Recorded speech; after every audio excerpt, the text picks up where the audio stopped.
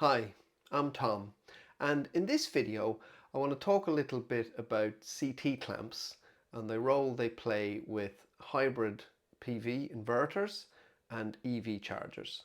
I did a video on this subject last year where I talked about a problem I was having with my Zappi EV charger, where it was completely discharging the battery, and I discussed how I solved that problem by introducing a Henley block into the mix. If you want to check that video out now, there should be a link somewhere on the screen. I apologize in advance for the poor sound quality. It was one of the first videos that I did, and I wasn't paying any attention to things like sound quality back then. Despite the poor sound quality, that video has proved to be one of the most popular ones that I've done, and it still gets quite a lot of views even now, more than a year later. And I continue to get questions on people asking for some further clarification, or they want a little more understanding about exactly what's happening. So I figured it might now be time to do a follow-up video, this time with much better sound and some snazzy animations. Now, I'm not an expert with hybrid inverters or EV chargers by any means. I can only speak from my own personal experience.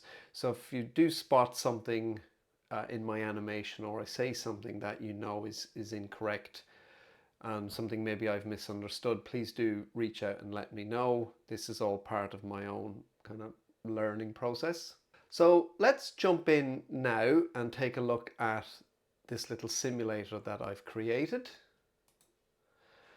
Now, what I've tried to represent here is a pretty standard setup that every home will have. We will have a consumer unit, and that will pull power in from the grid. Now, on the diagram, I've presented the house as a simple on-off switch, and this represents the house essentially using power or not using power. All the values I'm going to show you in this, for example here, this 500 watts, this is all kind of hand wavy and made up. They're just for illustration and they don't really represent anything too meaningful. I can toggle the house on and off, for example. So at the moment, we'll say the house is using 500 watts. And if I click on the little box, we're now not using any power at all.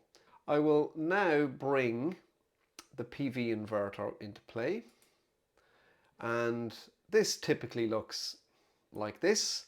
So we've got an array of solar panels. I've just included one here for illustration. We have our inverter, and the inverter is typically connected into the consumer unit. I've ignored things like meters, so obviously there would be an electricity meter connected to the grid, and we'd also have another meter here which is reporting what the inverter is generating, but I've excluded all those as they're not really relevant to CT clamps. Now you can see here I've got a little cloud and there's a little sun peeking out behind that, and this is how I will control the amount of power that the inverter is generating. So I'm sort of able to move the cloud out of the way, and you can see when there's no cloud coverage, my inverter will start generating essentially 1 kilowatt, and that kilowatt will flow through the inverter and straight out to the grid because we're not using any power in the house. Further to kind of that, when I talk about excluding meters, I've got no losses, efficiency losses anywhere in this model. So everything will just be assumed to be 100% efficient, just to make my life easier as I was trying to build this. So with this in play, I can now switch the house power on, and we'll see now that the house will draw 500 watts of power, and we'll be exporting 500 watts, and that brings us up to the total kilowatt that our panels are generating. If I start to reduce or increase the cloud coverage, and I can reduce the amount of power, we'll eventually meet a balance and all the power will be flowing into the house. If I reduce the output even further, we'll see now that it will start to compensate by making up the difference by pulling power from the grid. I'll now bring our EV charger into the mix, and that looks something like that. And essentially, if I switch it on, it's configured to just draw 7 kilowatts. I can't pick that value. That feels pretty standard. So that will start drawing 7 kilowatts, and that would be going into a car.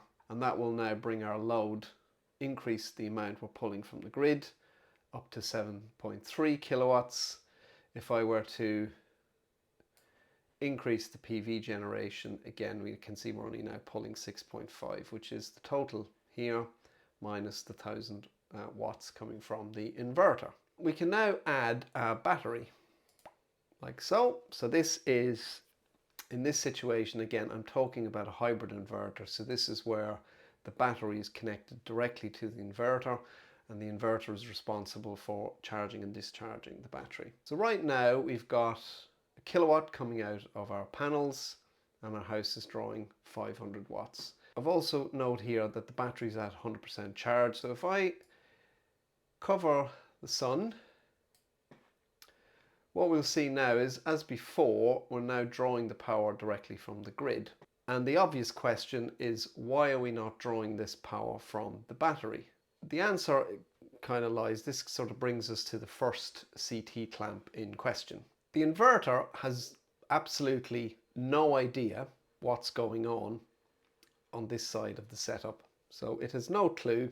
It's no idea that the grid is drawing 500 watts. It's no idea that the house is drawing 500 watts. All it knows is that the solar panels are producing nothing and that its battery's at 100%. So to give the inverter enough information or access to the information, it needs to have some idea about what's happening. So what I'm going to do now is introduce the CT clamp for the inverter. To make this a little bit easier to follow, I'm going to actually slow down the rate at which all these numbers update, and that'll become clear in a second. So what we want to see is that in this instance here, because we have a full battery, we want the battery to be meeting the load from the house and not for it to be pulling from the grid. So as soon as I turn the clamp on, what will now happen is the inverter can see that we're drawing power from the grid, and it will say, well, actually, I need to be meeting that demand using the battery.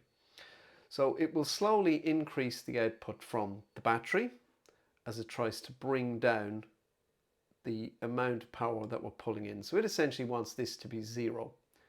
Now I can speed everything up a little bit, I hope. And we'll see this will slowly increase, and eventually this will drop to 0. So we're now drawing nothing from the grid, and the battery is now meeting the demand for the house. If I turn this off, it'll see that there's a surplus, and it will slowly sort of back off. Oh, actually, we're going to run out of power before that happens, and the system will eventually stop. And that will give you an idea now of why, in this instance, our inverter does need a CT clamp. So it needs to know when there's power coming in from the grid, for basically if we're importing or exporting. If the clouds disappear, we'll immediately start exporting all that power, and the inverter will recognize that there's a surplus, and it will start shunting all of that power to charge the battery. Now this will happen at different speeds, different rates. My simulator is very, very basic, but you get the idea that it will now try to ensure that there's no surplus until the battery is full. And once the battery is full, it'll stop diverting the power, and all of that power will start to be exported. So let's return our attention to the EV charger down here. So we've seen that the EV charger works, in an on and off mode, and it will pull 7 kilowatts when it's switched on. But my Zappi, for example, like a lot of solar aware chargers, has an eco mode. And the idea behind the eco mode is that it will only divert surplus power into the car. So rather than going full 7 kilowatts, it'll only use what is considered surplus from the panel, so what we're exporting. So I can switch my charger to an eco mode like this, and then I can switch it on. Now, as you can see, nothing happens, and the reason for that is similar to how the battery and the inverter didn't know what to do. So we need to introduce another CT clamp into the mix, and that will be connected to the EV charger. Now the EV charger's CT clamp actually does two things. So the first one, probably the most important thing that it does, is it will make sure that the load never exceeds the main fuse. So if you have your oven running and your tumble dryer and your washing machine and you decide to switch on your EV charger, the clamp that we will add now in a second will make sure that the load, the total load being pulled from the grid, doesn't exceed the main fuse. So those thresholds are all set up. So even without considering any surplus diversion, the primary job of that clamp is to make sure we limit the load. To show you now how the surplus will work, I can attach the clamp, and similar to how the battery behaved, the EV charger will now sense that there's a surplus and it will start diverting that surplus into the car. I can speed everything up a little so this balances out. So right now we're in perfect harmony. So we're diverting all the power. So there's no load from the house. So all of the surplus will get diverted into the car. If there's a bit of cloud coverage, eventually it'll sense that we were drawing and it'll lower the amount of power that it's importing. If I switch on the house, that'll disappear because now we've got no surplus and we're actually pulling 100 watts from the grid to make up the difference. If I were to then increase this to 600 or 700, you can see now that we've 800 watts coming from the panels, so the EV is able to absorb the 300 watt surplus. If I switch the house off, that'll increase to 800 watts. So hopefully you get the idea about how it's using the clamp to determine how much it needs to import or export. And this brings us on to the problem that I was experiencing. So I will try and show you what was actually happening. So I'm going to leave the house switched off, and we're now in a situation where we have a full battery and we're diverting all the power, all 800 watts, into the car. So what would happen now if there was, if the clouds went overhead, right? So if I simply, I'll slow this down, so it'll make it easier. So we'll suddenly cover it up. So now, as the EV charger was already happily drawing 800 watts, the grid will start to supply that power and it will show that we're now importing. But at the same time, the CT clamp for the battery shows we're drawing. So it will now try to meet that demand using the battery. And eventually the system will settle down where the 400 watts that it sensed here is now being diverted across. And we end up in a situation where the battery is now meeting the demand of the EV. And that's not what we want at all, because we're essentially discharging one battery to charge another battery. And in that situation, there would be losses as we convert from DC storage to AC. This whizzes across and then goes back into the car to be converted back into DC. So I can show you that again, and I'll do it a little bit slower. So what we'll do is I will turn the EV charger off, and I'll recharge the battery to 100%, and now I'll slow everything down and I'll switch the EV charger on, and we'll see very slowly this will start to soak up the surplus. We'll speed things up now until we're back to parity. So now we're back where we were. The kilowatt is going in. There's no import or export, so there's no surplus or negative on the clamps. And I'll slow things down, and then I will make the clouds come in. And now, because we were pulling power, it'll continue to pull power, and now the battery will see that we're importing 800 watts. So the inverter will now try to meet this load using the battery. So it'll start slowly increasing its output. This is decreasing its input because it's also sensing that there's no surplus, so it'll start to throttle back. This is increasing its output, this is decreasing its output. And if I speed everything up a little, eventually this will reach an equilibrium, and now we're dumping our 500 watts into the car. The battery's discharged, and then the EV charger will essentially stop because there's no surplus coming onto the grid. Now that's the standard kind of setup that I began with in my original video, and how I addressed that was to have a slight change in the wiring. So again, if you look at that previous video, I'll take you through the installation of the Henley block at the end. But essentially, the Henley block divides the power coming into the house. So instead of having a single consumer unit, what we end up with in reality are two consumer units. So we'll have the main consumer unit for the house and then a smaller consumer unit for the EV charger. But you'll also notice the position of the clamps has changed. So the EV clamp is still on the main feed coming into the house, and again, as I mentioned, that's because one of the jobs of that clamp is to make sure the house doesn't pull too much power in total.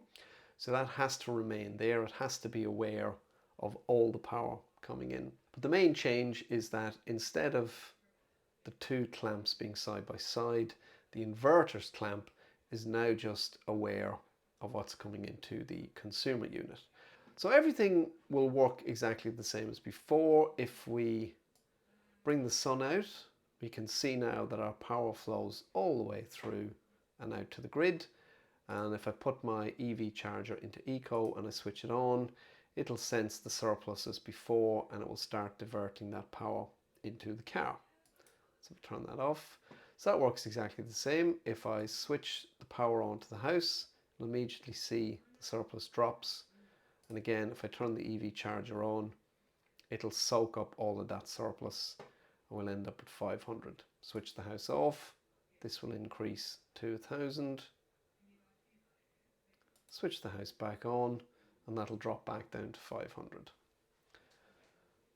All things we can consider that's exactly the same. Again, if we weren't in eco mode, it'll again draw the full 7 kilowatts, but it will take away the surplus because that will basically route through, or it'll route through into the inverter. So that's fine. So I'll go back to eco.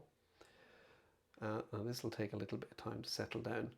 Now the main change we have here is how the battery will respond. So as the battery is controlled by the inverter, and the inverter is now only aware of what the consumer unit, like the house, is doing. It's no longer aware of the EV charger. It won't ever try to meet this demand. So it simply doesn't know that we're using 3 kilowatts at that particular instance because the clamp isn't showing. All it sees now is actually a surplus. Once this is settled, and I can kind of show that in action. So if, let's say, I pull the clouds in, what will happen now is the battery will try to meet only this.